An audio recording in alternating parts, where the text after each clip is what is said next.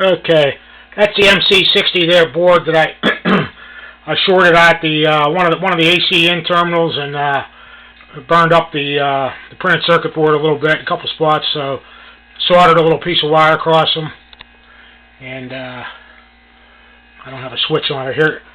I just got it plugged in. I put a fuse in it this time.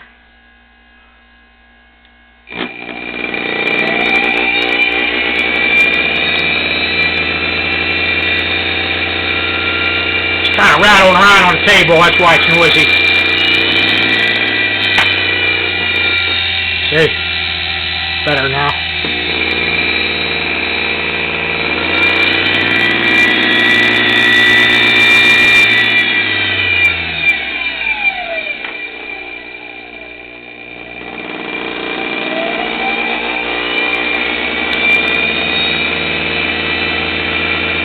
I don't have no reverse set up on this one here, so that board should be all right.